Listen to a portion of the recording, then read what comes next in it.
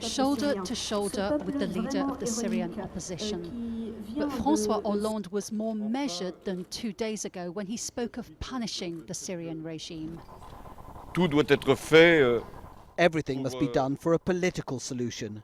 But this will only happen if the opposition is able to appear as an alternative with the necessary strength, notably with its army. We will only achieve this if the international community can put a temporary stop to this escalation in violence, of which the chemical attack is just one example. A new opinion poll on the international response in Syria suggests the French are deeply divided. When asked about a UN military intervention, 55% agreed. But when they were asked if France should intervene, 59% disagreed. We found the same divided views among people we spoke to in Paris. Well, if something actually did happen by the regime in Syria, it's a very serious problem because it's about a man killing his own people, and we can't just stand by and do nothing. I am not in favour. We have intervened in many countries. We are still in many, but unfortunately it doesn't make much of a difference. Leaders across Europe seem to be pulling back from some of the strong statements they were making just a few days ago. But the military build-up around Syria is continuing.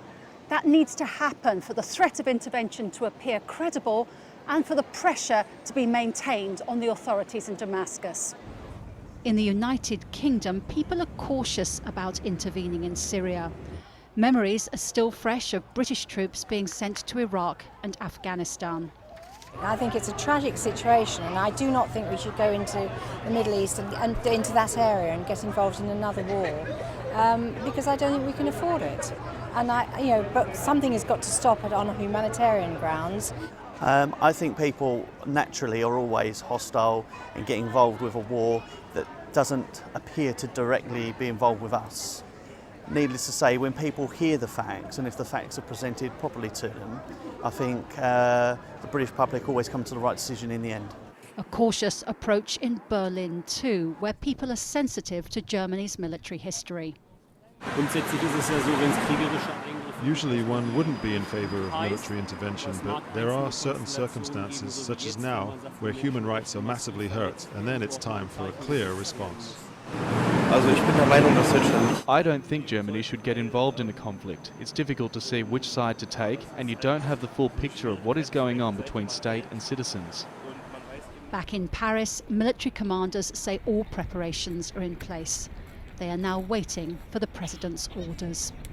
Jacky, Rowland, Al Jazeera, Paris.